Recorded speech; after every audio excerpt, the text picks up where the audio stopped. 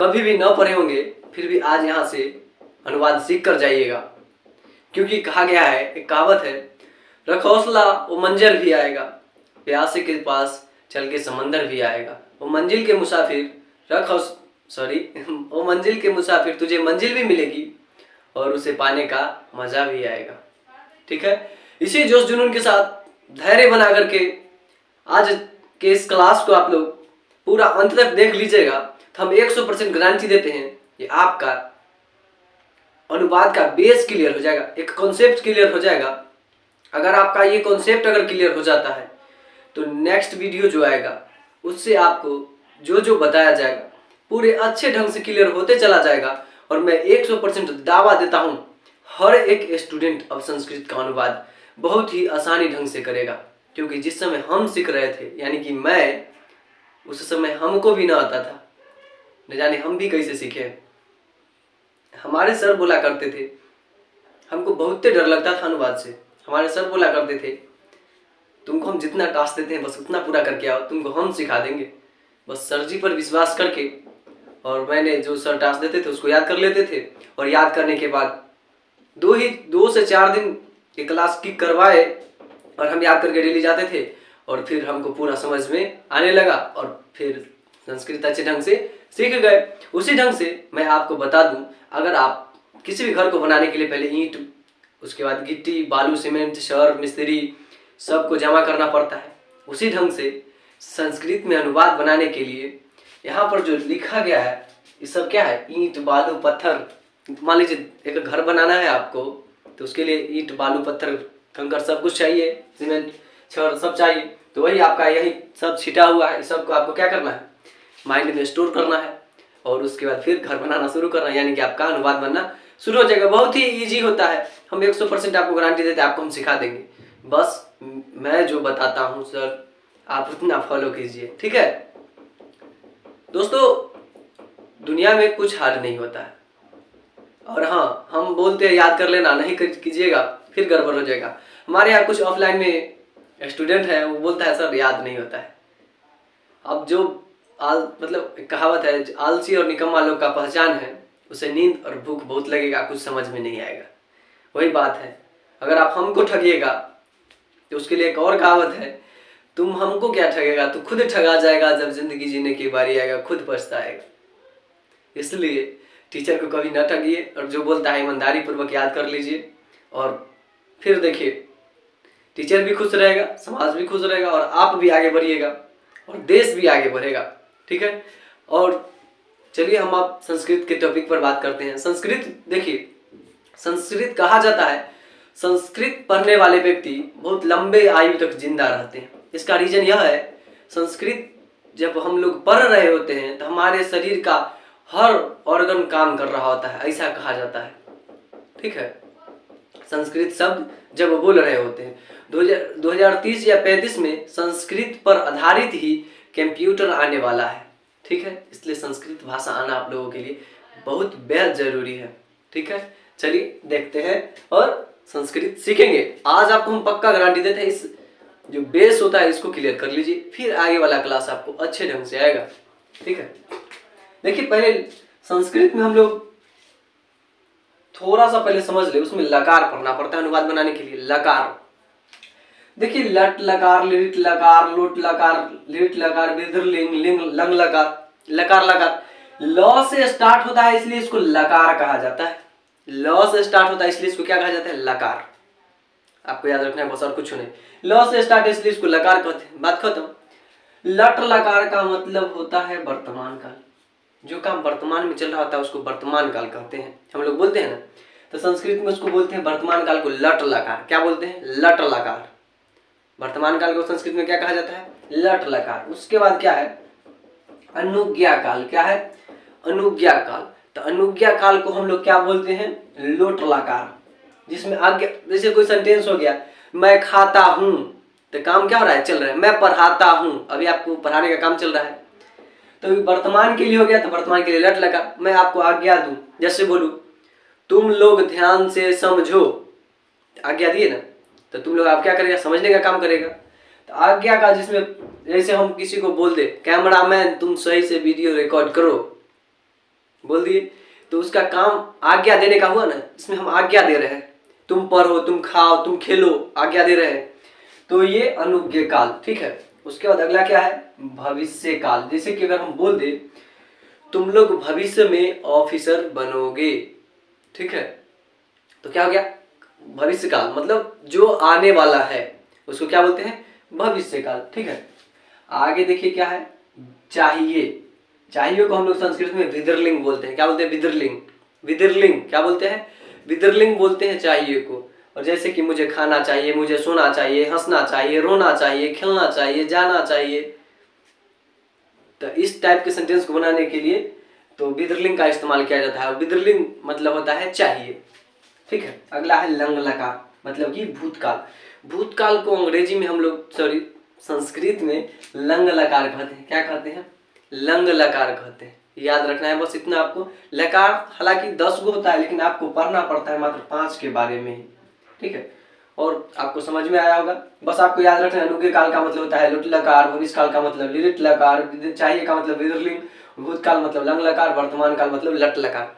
इतना आपको याद कर लेना है। जितना बोलता हूँ ठगिएगा नहीं, नहीं तो वही बात हो जाएगा फिर से। तो वर्तमान काल मतलब लट लकार, बस आपको ये नोट कीजिए और याद कर लीजिए। अगर आपको अभी साथ में ही याद हो गया है तो और अच्छी बात है, हम लोग अब आगे बढ़ते हैं। ठीक है, या आपको पहले से आता होगा तो और मतलब और बेहतर है। ठीक है, अब देखिए वचन समझते हैं। वचन, तो वचन का वचन संस्कृत में होता है 3 प्रकार का। संस्कृत में वचन कितने प्रकार का, ऑब्जेक्टिव में आपके बोर्ड के एग्जाम में पूछा जाता है कई बार, तो आपको बता देना है वचन जो होता है 3 प्रकार का होता है। कितने प्रकार, वचन के 3 प्रकार आपको बता दे, एक वचन, द्विवचन और बहुवचन। जिससे एक चीज का बोध हो उसको एक वचन, दो चीज का बोध हो द्विवचन, और बहुत चीज का बोध हो उसको बहुवचन। ठीक है, जैसे हम बोलते राम, तो राम को एक व्यक्ति है, हम बोलते राम और श्याम तो 2 व्यक्ति हो गया। और 2 से जैसे ही ज्यादा हो जाएगा बोल देंगे लड़के, तो लड़के बहुत सारा हो सकता है तो बहुवचन। समझ गए। अगला है क्या, पुरुष। तो संस्कृत में पुरुष भी 3 प्रकार के होते हैं, प्रथम पुरुष, मध्यम पुरुष, उत्तम पुरुष। ठीक है, प्रथम पुरुष, मध्यम पुरुष, उत्तम पुरुष। देखिए प्रथम पुरुष का मतलब पहला व्यक्ति, मध्यम पुरुष का मतलब बीच वाला मतलब दूसरा, और उत्तम पुरुष मतलब कोई तीसरा। जैसे कि हम बात कर रहे हैं, देखिए 2 आदमी, एक आप और एक हम। आप मतलब कि तुम लोग पढ़ने का काम कर रहा है और हम पढ़ाने का काम कर रहे हैं, तो हम दोनों के बीच में मतलब कि आप लोग और हमारे बीच में क्या है, बातचीत अभी चल रहा है। आप पढ़ने का काम कर रहे हैं, पढ़ाने का काम कर रहे हैं, और किस चीज के बारे में पढ़ रहे हैं, तो संस्कृत के बारे में। तो यही हो गया, संस्कृत हो गया तीसरा व्यक्ति। तो बोल रहे हैं हम तो पहला, सुन रहा है तुम तो दूसरा, और चर्चा हो रहा है एक बारे में, संस्कृत के बारे में, तो तीसरा। जैसे में एक और एग्जाम्पल देखिए, एक लड़का है और एक लड़की है। ठीक है, दोनों में ब्रेकअप हो जाता है। क्या हो जाता है, ब्रेकअप। तो लड़का का तो बहुत सारा फ्रेंड होता है, बोलता है जाकर के भाई मेरा आज ब्रेकअप हो गया। जो उसका फ्रेंड होता है उस लड़की को फिर मनाने जाता है। मतलब फ्रेंड में बातचीत चला, जब मेरा क्या हो गया, ब्रेकअप हो गया, फ्रेंड उसका पूछेगा किससे, तो उससे। तो फिर जिसका ब्रेकअप हुआ उससे, और वो अपन फ्रेंड को बताया, तो जिसका ब्रेकअप हुआ वो क्या किया, अपने दोस्त को बताया। तो सुनने वाला दूसरा व्यक्ति, कहने वाला पहला, और जिसकी लड़की के बारे में चर्चा हुआ वो तीसरा। इस ढंग से भी आप समझ गए होंगे। ठीक है, उसके बाद क्या है, काल। क्या है, काल। काल का मतलब होता है समय। क्या होता है, समय। जैसे कि बोल दिया जाएगा इसमें, वह जाता है। क्या है, वह जाता है। बताओ इसमें कौन सा समय का पता चल रहा है, तो जाने का तो काम हो रहा है, वह जाता है यानी अभी जा रहा है, वर्तमान काल। क्या हो गया, वर्तमान काल। जिस समय आप सेंटेंस बना रहे हो होते हैं ना, उस समय समय का महत्व बहुत ज्यादा रहता है। तभी तो हम पता करेंगे जी कौन सा कर्म कारक का इस्तेमाल करें। तो वह जाता है तो वर्तमान वाला चल रहा है, तो वर्तमान के लिए लट लकार का इस्तेमाल करेंगे। और लट लकार में तीत अंति सीत त आमी आवो आमो होता है। ये आपको नेक्स्ट वीडियो में देखने को मिलेगा, और वहां से आप लोग अनुवाद बनाना शुरू कर दीजिएगा। अगला वीडियो आएगा उससे आप अनुवाद बनाना सीख जाइएगा। ये तो आपका बेसिक है। कहीं ना कहीं देखा जाए तो कोई भी चीज को बनाने से पहले उसका स्ट्रक्चर तैयार किया जाता है, वही इसका स्ट्रक्चर है, वही आपके अंदर आज क्या कर रहे हैं, तैयार कर रहे हैं। तो वह जाता है, तो जब कोई जा रहा होता है तो उसमें हम समय पता किए ना, वह जा रहा है, वर्तमान में ही तो जा रहा है, वह जाता है तो वर्तमान में जा रहा है, तो इससे समय पता चला ना वर्तमान का। और वही यहाँ पर आता, तुम खेल चुके हो, मतलब काम क्या हो चुका है, इसमें खत्म हो चुका है, काम जो था वो खत्म हो चुका है, यानी बीत चुका है, यानी कि भूतकाल में चला जाता। तो हमको सेंटेंस बनाते समय का भी ख्याल रखना होता है, तभी हम लोग कर्म कारक का इस्तेमाल कर पाएंगे। ठीक है, अब देखिए आगे क्या है, स्त्रीलिंग पुल्लिंग। जब हम सवाल बना रहे होते हैं उस समय स्त्रीलिंग और पुल्लिंग भी देखना होता है। ठीक है, समय तो देखे ही, अब उसमें स्त्रीलिंग पुल्लिंग भी देखना पड़ता है, मतलब लड़का है कि लड़की है। देखिए आपको बता दे, तुम खेल चुके हो, तो कोई लड़का होगा, उसको बोले तुम खेल चुके हो। वह जाता है, तो कोई लड़का जा रहा होगा। अगर यही यहाँ पर रहता वह जाती है, तो आप समझ जाते क्या है, वो लड़की है, जाती ना है, ती जाती है, यानी कि कोई लड़की जा रही होगी। तो भाषा कहीं ना कहीं आपको वहां पर सेंटेंस में पकड़ना पड़ेगा, वह जाती है तो लड़की जा रही होगी, तो स्त्रीलिंग पता चला। और वह तुम खेल चुके हो, यानी इसमें लड़का है, यहीं पर इसमें रहता तुम खेल चुकी हो, चुकी मतलब कोई लड़की होगा। तो इस समय आपको कॉन्सेप्ट क्लियर हो रहा होगा। जी हाँ, सेंटेंस बनाते समय और स्त्रीलिंग पुल्लिंग ध्यान में रखना होता है। तो दो चीज़ आपको ध्यान में रखना है हमेशा। पहले सेंटेंस को पढ़िए और पता कीजिए जी कौन काल में है, मतलब कौन समय का है, बीता हुआ है कि वर्तमान में है, कि किसी को आज्ञा देना चाह रहा है या पर्सनल लाइफ के बारे में बोल रहा है, पहले समझिए। और उसके बाद स्त्रीलिंग पुल्लिंग इतना आपको आई होप समझ में आ गया होगा। जब आप बनाइएगा तो उस समय इसका महत्व बहुत होता है।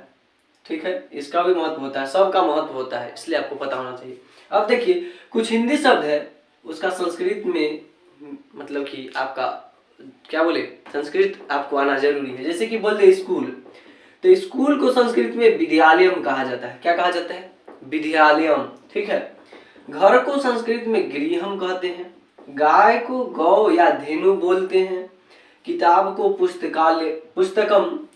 ठीक है, किताब को हम लोग क्या बोलते हैं, पुस्तकम या पुस्तकालय।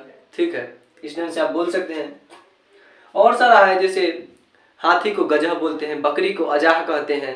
ठीक है, तो ये सब बहुत सारा होता है, आप अपने बुक में देखिएगा, लेकिन ओवरऑल इसका ज़्यादा इस्तेमाल होता है, इसलिए बस लिख दिए, आपको याद कर लेना चाहिए। स्कूल को विद्यालयम, घर को गृहम, गाय को गौ, धेनु, किताब को पुस्तकम, पुस्तकालयम होता है। ठीक है, या पुस्तकम भी बोल सकते हैं, कोई गलत नहीं है। ठीक है, अब हम लोग आगे देखते हैं। आपको कर्ता कारक कल लिखाएंगे, उसके साथ ही लट लकार लिखाएंगे। ठीक है, तो उस सबको भूल जाइए, वर्तमान में बस जितना बताते हैं ना उतना जरूर कीजिएगा। देखिए यहाँ पर क्या है, सह। सह का मतलब वह होता है, वो भी पुरुष के लिए होता है। सह का मतलब वह होता है, वो भी पुरुष के लिए होता है। अब देखिए, सा का मतलब वह होता है, वो भी स्त्री के लिए होता है। तो का मतलब वह दोनों, तो का मतलब वह दोनों या वे दोनों भी बोल सकते हैं आप। हम बोलेंगे क्या, वे दोनों जा रहा है या वह दोनों जा रहा है, तो बात तो एक न है, इसलिए पकड़िएगा भाषा। ठीक है, आखिर कह क्या रहा है। ठीक है, उसके बाद ते मतलब वे लोग। क्या वे लोग मतलब बहुत सारा लोग होगा, और हम बोलते वे सब, तो दोनों क्या है, एक ही है, आपको समझ में मतलब आना चाहिए। ठीक है, उसके बाद है तुम का मतलब तुम या आप। तुम का मतलब तुम या आप। तुम छोटा के लिए कहा जाता है, बड़ा के लिए आप कहा जाता है, तो तुम मतलब तुम या आप होता है। ठीक है, युवाम का मतलब आप दोनों या तुम दोनों होता है। युवाम का मतलब आप दोनों और तुम दोनों होता है। यूयम का मतलब आप लोग तुम लोग होता है। अहम का मतलब मैं या हम होता है। वयम का मतलब हम लोग या हम सब होता है।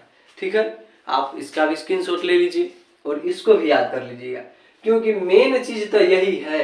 जब आप बनाइएगा तो उसमें सेंटेंस में रहेगा आप लोग जाते हैं, तो आप लोग का क्या होता है पूछेगा वहां पर। जाना का तो पढ़ लीजिए, हाँ सर जी जाना का तो यहाँ पर गछ लिखा हुआ है, पढ़ लिए, लेकिन आप लोग का क्या होता है ये आपको बहुत जरूरी है और आपको ये याद होना चाहिए। स का मतलब वह पुरुष के लिए, सा का मतलब वह स्त्री के लिए, तो का मतलब वह दोनों, ते का मतलब वे लोग, तुम का मतलब तुम या आप, युवाम का मतलब आप दोनों या तुम दोनों, यूयम का मतलब आप लोग तुम लोग, अहम का मतलब मैं या हम, वयम का मतलब हम लोग या हम सब। इतना याद होना चाहिए, ठीक है। अब देखिए आगे यहाँ पर जातना, जाना का होता है धातु, देखिए धातु है और उसका कुछ नाम है, हिंदी है, इधर हिंदी है और उसका धातु रूप है, इधर हो गया आपका हिंदी और उधर हो गया धातु रूप। तो जाना का क्या होता है, गच्छ होता है, क्या होता है, गच्छ। पढ़ना का होता है आपका पठ, हंसना का होता है हंस, रोना का होता है रोद, पीना का होता है पिब, खेलना का होता है क्रीड, मारना का होता है हन, देखना का होता है पश्च। आप क्या कीजिए, इसका स्क्रीनशॉट लीजिए, take a screenshot for that. I hope आप लोग स्क्रीनशॉट लिए होंगे। और हाँ, आपको बता दें, वैसे ही जिस ढंग से हम आपको बताया उस ढंग से याद कर लेना है। और हमारे ऑफलाइन के स्टूडेंट के जैसे बनेगा तो फिर आपका भी गड़बड़ हो जाएगा। फिर वही बात, मुझे क्या ठगोगे, तुम खुद ठगा जाओगे, जिंदगी जीने की बारी आएगा, खुद पछताओगे, वैसा ही बात हो जाएगा। इसलिए आप लोग पूरे ईमानदारी से क्या कीजिएगा, जितना बताए हैं बहुत ईजी है, 1 घंटा टाइम दीजिएगा। आप कुछ भी नहीं जानते होंगे इसके बारे में तो आपको पूरा स्ट्रक्चर समझ में आ जाएगा। इसको याद कर लीजिएगा। अहम का मतलब मैं, हम, धातु मतलब जाना का होता है गछ, पढ़ना का होता है पढ़, हंसना का होता है हंस, रोना का रोद, पीना का पीब, खेलना का क्रीड, मारना का हन, देखना का होता है पश्च। इतना बोल दी है, इसको आप अगर आप याद कर लेते हैं तो समझ जाइए आपका जो बेस होता है ना, सामान किसी चीज़ को बनाने के लिए पहले उसका सामान लाया जाता है, सामान रख लिया गया है, उसके बाद काम स्टार्ट किया जाता है। वही बात है, आपका सामान आपको दे दिए हैं अनुवाद बनाने वाला, आप इसको अच्छे ढंग से याद कर लीजिए। उसके बाद जो नेक्स्ट क्लास आएगा ना, उससे आप यूं यूं उड़ने लगेगा, कहेगा वाह क्या समझ में आ रहा है, ठीक है। इस बेसिक क्लास को हम लोग यहीं पर स्थगित करते हैं। और आप लोग जो जोश जुनून के साथ आए थे उसी जोश जुनून के साथ इसको याद कर लीजिए, 1 घंटा दे दीजिए। नेक्स्ट क्लास की गारंटी हम लेते हैं जो आपको पूरा समझ में आएगा, जिस ढंग से आज का क्लास समझ में आया होगा, ठीक है। तब तक के लिए आप लोग अच्छे ढंग से पढ़िए, मस्त रहे, व्यस्त रहे, खूब मस्ती करे, खूब तोड़ फोड़ करे, लेकिन हाँ बचा के और पूरे जोश जुनून के साथ पढ़ाई कीजिए। एग्जाम जल्दी आने वाला है। मिलते हैं अगली वीडियो में, तब तक के लिए जय हिंद।